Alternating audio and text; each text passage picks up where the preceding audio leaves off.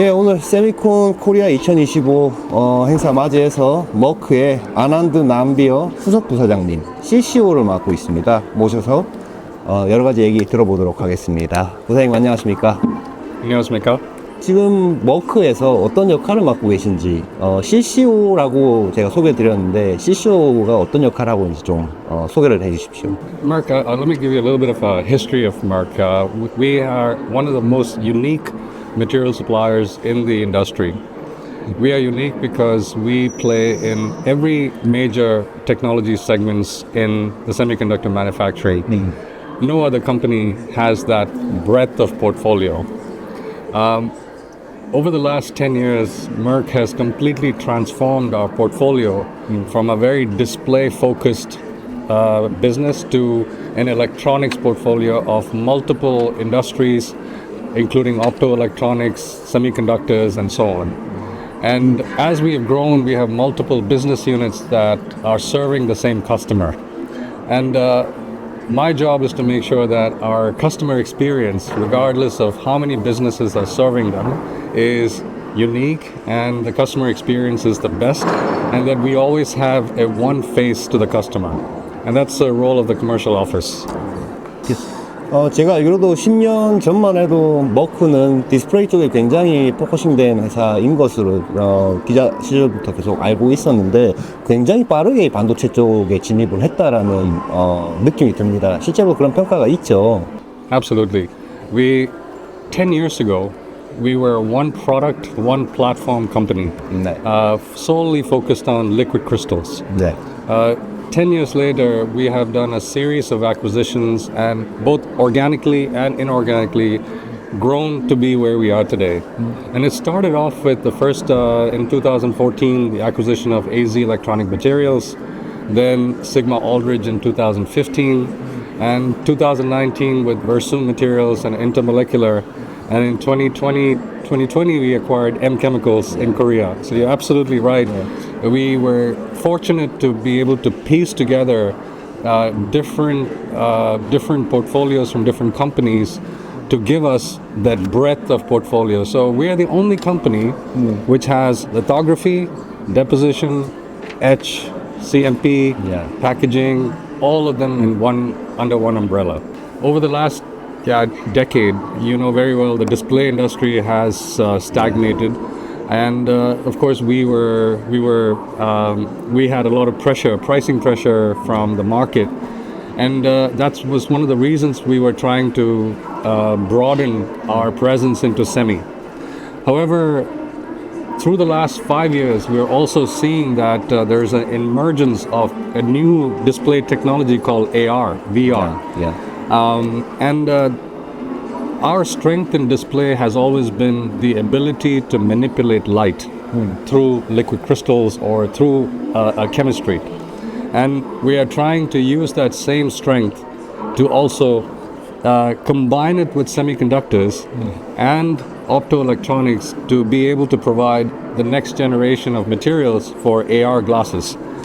And today, augmented reality glasses, they will require a lot of semiconductor technology and display technology. And you have to have, this is the form factor that we are going after. It has to be light, it has to be wearable, and I have to be able to see a football game inside the glasses. And that we feel like we are right in the center of this because of our display technology, our light manipulation technology, what we call optoelectronics, and our semiconductor technology. So we need to bring light engines to be able to project a movie. We need to be able to bring processing unit, memory, battery, all of that has to fit into this. That's the future. And you can imagine how many times do you pick up your phone every day? 100 times? And we're not built for that. Our neck is not built for that. My hand is not built for that. So imagine having these glasses and I'm able to identify you, or I can see a text message or something like that. That's the future. But that requires new materials. Today's material is silicon carbide. that's too heavy, it's too expensive, and it's not fully clear. So we are working on the next generation materials to be able to provide that real experience of augmented reality. 지금 이 맡고 계신 어떤 보직이랄까요? 이런 것이 이제 최고 세일즈 책임자 뭐 이런 것도 하시고 계신다고 제 얘기를 들었는데 지금 머크 전체 그룹 안에서 반도체가 차지하는 비중, 뭐 위상 어떻습니까? 굉장히 많이 올라온 것 같은데요. So first, the commercial office's role is to set the commercial strategy for the business. So not just sales, but what are we going to develop products? What R&D are we doing? What capacity expansion are we doing? So the commercial office is setting the strategy for electronics, including M&A, including digital transformation, all of that. Within Merck, we call it the big three. The Merck Group has three big growth drivers. One is the pharmaceutical pipeline. The second is what we call a life science process solutions. And the third is semi. Electronics is roughly 20% of Merck Group. And semiconductor solutions is about 70% of electronics. And in 2013, we were 100% display. In 2024, we are 70% semi and 30% display. So a big change in our portfolio. 지금 뭐 나중에도 제가 좀 여쭤보겠지만 작년에 유니티 SC라는 회사도 인수를 새로 하셨는데 이건 뭐 약간 이제 소재 쪽하고는 약간 뭐랄까요 뭐 계측 쪽이라서 인스펙션 쪽이라서 뭐 좀 약간 결이 좀 다르다라는 느낌도 드는데 어찌됐건 이러한 그 M&A는 계속적으로 추진하실 전략을 갖고 계신 겁니까? Our ambition is not to become an OEM or equipment company. The advanced packaging space is growing very rapidly. As you know, especially leading edge customers are pushing Moore's law through not only front end miniaturization but also advanced packaging. That space is growing very rapidly, but it's very fragmented. Many material, many equipment, but it's still a developing technology. So there's a lot of need for new processes, and new processes brought through equipment and material combination. Of course, we have presence in the advanced packaging field, but we have an ambition to even be more, provide more solutions to our customers. We don't want to be a copycat. We don't want to be just doing the same thing. We believe there's a lot of innovation needed in the packaging space, and metrology and inspection is a very unique way to find problems that are causing problems for the customers, either yield problems or defects. And it gives us a very unique eye into where the customer problems are. It is because it's a huge technology. There's a huge technology need. We are trying to understand better through these other eyes where we can add unique value to the customer. And you've heard now with HBM technology. There's a lot of need for bonding, of wafer to wafer bonding, chip to wafer bonding, various different combination of bonding technologies. And Unity SC plays in that niche of being able to detect problems, defects through those bonding, either through TSV, what are the problems through TSVs, and it gives us a seat at the table with leading edge customers as to where some of the key problems are, so that we can provide better CMP materials if they have dishing problems. We can provide better photoresist if they have lamination problems. So it gives us an intelligence of where the customer problems are, which we never had before. 지금 반도체 사업으로 뭔가 계속 확장을 하고 있는 모양새인데 추가적인 M&A나 이런 것들도 회사 내에서는 좀 생각을 하고 계신 건지요? We're always looking for possibilities in both front end and back end. the front end side has become quite consolidated. But of course, there are many opportunities, and we're constantly looking for synergies where we can combine, two portfolios and provide better value to the customer. And I'll give you a simple example of our ambition is not just to create scale for it in itself. Of course, scale is good, but we also are looking to see how we are able to use these different products and solve some unique problems. So, for example, if we are introducing a new deposition material, Yeah. our thin films business is developing those materials along with OEMs, big, large OEMs. And but at the same time, when a new metal is being introduced, that metal also needs to be polished and cleaned. So we feed that information to our CMP team or to our formulations team, cleans team, to say, how can we start developing a CMP process for this new metal? Or how can we develop a clean for this new metal? So we save time for the customers. Most companies will only focus on one segment, so time is it's very long. One company will work with the customer, get some feedback, then the customer has to go to the next company, get some feedback, go to the next company. So it's this is how the industry has evolved, but it's quite inefficient. 그렇게 굉장히 많은 기업들을 계속 인수를 해오셨기 때문에 공장과 생산 시설도 각지에 막 흩어져 있는 지금 모양새인데 본사에서는 이것을 어떻게 더 효율적으로 관리하는 전략을 갖고 계신지요? That's a great question. But what we see was in 2020, when COVID happened, we were out of capacity.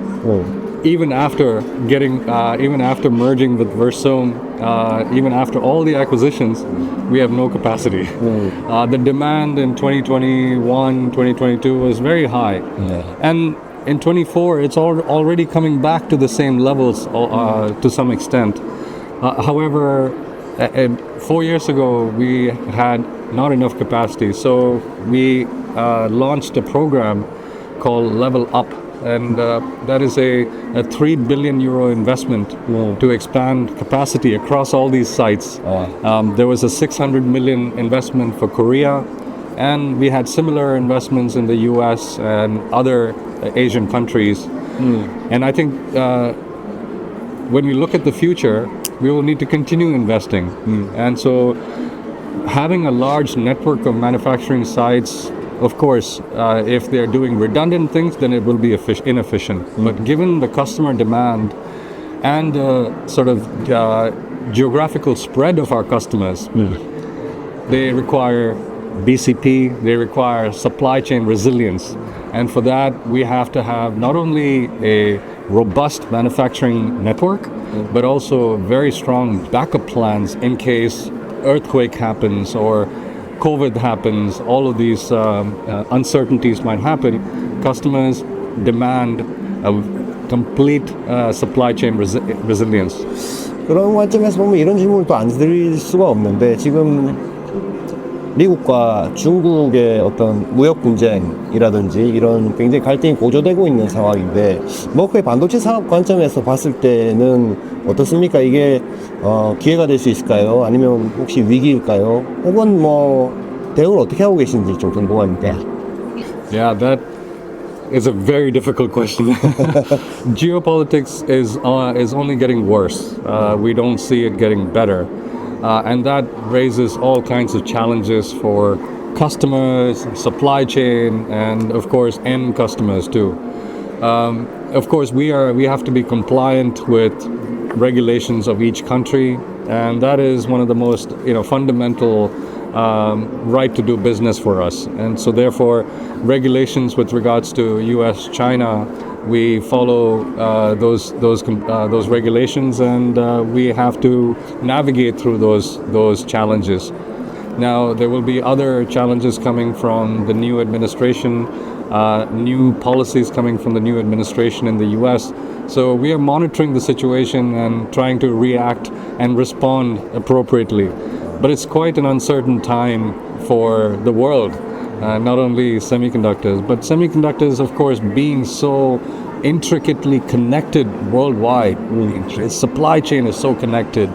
Our customers are so connected, end customers are connected. And in that situation, it makes it more and more challenging to de-link all of that.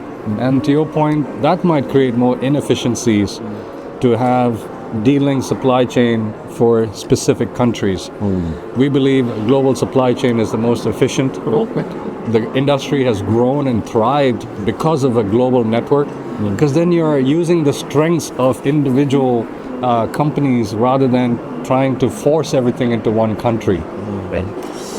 그 시시오 관점에서 보셨을 때 지금 아시아의 대부분 이제 반도체 생산 기지들이 다 몰려 있지 않습니까? 한국도 있고 대만도 있고 중국 크게 치고 올라오고 있고 또 일본 같은 경우에 최근에 지금 국가에서 굉장히 지원을 많이 해주고 있고 또한 미국 시장 같은 경우도 뭐랄까요 그 현지에서 이제 반도체 공장을 짓게 뭐 보조금도 주고 이렇게 하고 있는데 그 머크에서 보시기에는 어때요? 이 뭐 각국별로 성장하는 국가 혹은 뭐 좀 정체되어 있는 국가, 뭐 좀 떨어지고 있는 국가, 뭐 좀 이렇게 표시가 많이 납니까? I think each country has its unique strengths and in some cases weaknesses. Of course, Asia still represents vast majority, 80% or more of volumes and of technologies coming. Particularly Korea and Taiwan are in the leading edge segment, and China is putting a lot of emphasis on mature technologies. I think, of course, there is also a national interest for many of these countries to ensure that they are holding on or at least owning part of this technology and keeping it secure, because semiconductors have become of strategic interest for many countries, and you can see US, Europe, Japan, Korea, India all investing in or giving subsidies for semiconductor manufacturers to start up ecosystems. And of course, there is also the US-China tension is also giving birth to new countries. Like India is coming up with a new semiconductor ecosystem as a result of some of these de-linking. We believe that there might be a world where there is probably a China for China and the rest of the world for rest of the world.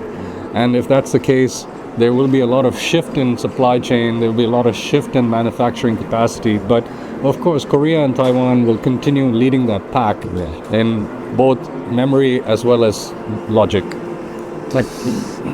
기술 얘기를 물어보지 않을 수가 없습니다. 제가 분야별로 뭐 좀 질문을 드릴 텐데 예를 들어서 로직 같은 경우는 게이트 구조가 이제 핀패드에서 GAA로 바뀌고 있고 앞으로 뭐 C펜 얘기도 나오고 있고요.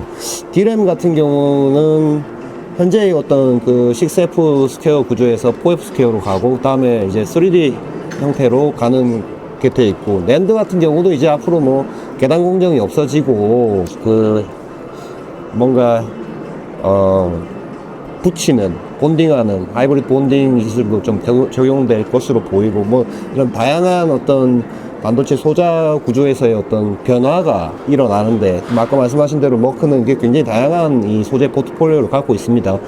그 최신 기술에서 머크가 어떤 지원하는 어떤 기술 뭐 이런 것들을 간략하게 소개를 좀 부탁드립니다. So in logic, as you mentioned, the miniaturization from FinFET to nanosheet to CFET in itself requires new materials, addition of new materials, and we're introducing a whole bunch of new materials. And as you know, from when you go from 14 nanometers to 2 nanometers, we were somewhere in 500,000 process steps. In 2 nanometers, we have more than 2,000 process steps. And even yesterday in one of the keynotes, one of the applied materials keynote speaker was talking about even creating a transistor could require more than 50 steps or 100 steps. So then you have creating millions of transistors. So it's truly a remarkable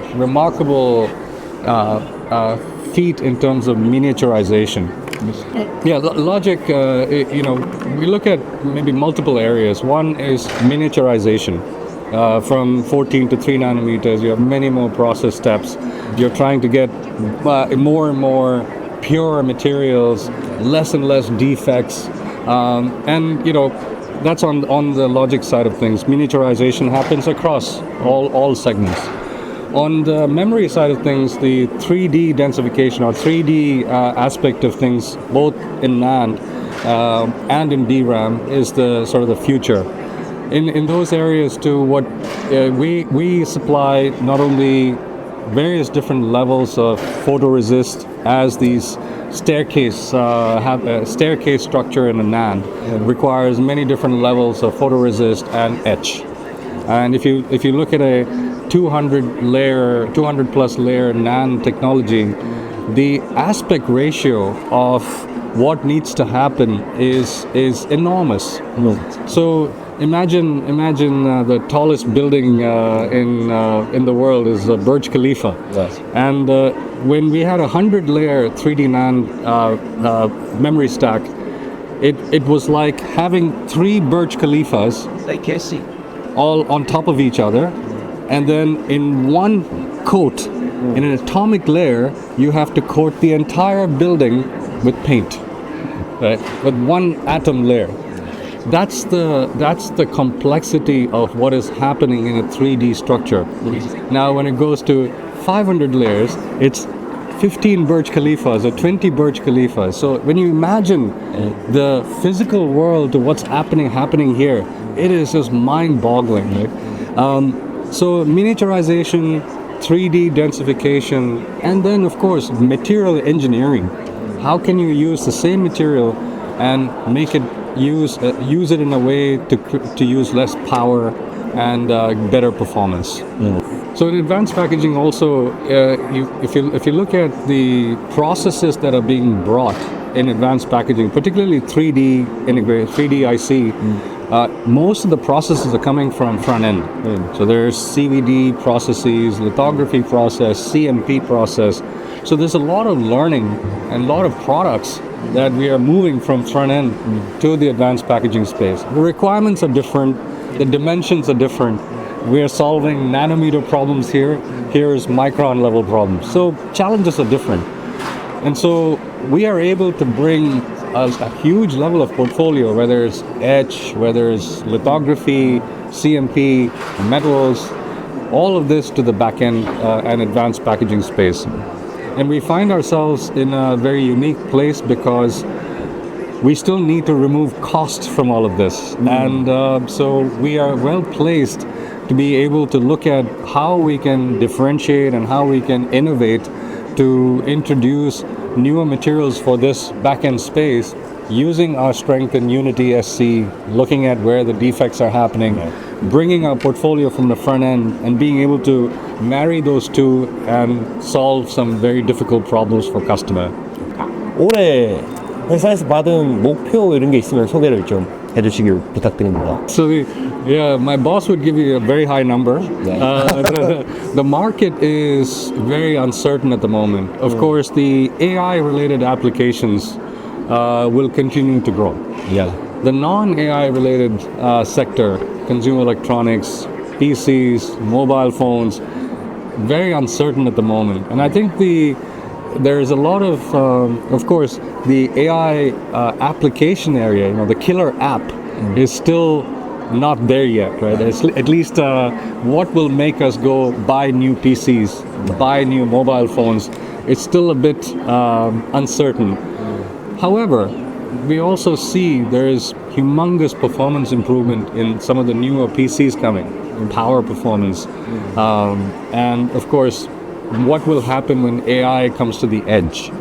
Today, everything is on the cloud. And of course, as you know, there's a huge power issue globally, and it's not scalable.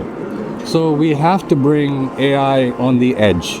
And that means your phones and your PCs will have to have much more memory and much more storage and much more processing power. And I think that's what will be ahead of us.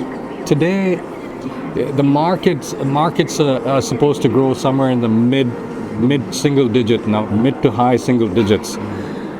But that's based on the fact that there's a lot of uncertainties. Now, we all know when the killer app comes, the market takes off. And I think that's what we're all hoping for is when is that killer app going to come? But it will be soon. It will be in the next few years. 한국 쪽에 좀 국한해서 뭐 좀 추가적인 투자라든지 이런 거 뭐 생산 시설에 대한 투자 혹은 뭐 R&D에 대한 투자 뭐 한 어느 정도로 계획을 하고 계신지. So we committed about 600 million euros about 2 years ago to expand our capacity, and we have been progressing with that capacity expansion. Across Korea, we have approximately 12 sites and close to 1,800 people now. In fact, yesterday when I was explaining some of this to our customer, they were quite surprised, pleasantly surprised, that we have such a strong network in Korea. And of course, given the leading edge technology in memory and logic from the customer base here, we have pretty much our very strong portfolio of thin films, R&D, and applications here. We also have a very strong application center and manufacturing center for lithography products, CMP products, as well as many spin-on dielectrics. So our presence here in R&D and manufacturing is one of the largest across our network. 한국 자주 오십니까? Yes, sir. 주로 오시면 뭐 어떤 일을 하세요? That's a great question. Usually, I'm with my teammates. Either it's a customer meeting or with teammates. Last time I was here, we went for a class where to write your name in Korean on a stamp. So yeah, I wrote my name in Korean. And we made it into a chop, so I have it. Actually, I wrote my son's name, and I gifted him the chop. I hear chop is very important in Korea, right? 긴 시간 인터뷰 응해주셔서 고맙습니다. 한국 자주 오시면 다음번에 또 좋은 기사, 뉴스, 업데이트 있을 때 저희 쪽에 먼저 얘기해 주시면 좋겠습니다. Absolutely. 감사합니다. 고맙습니다. 네. Bye.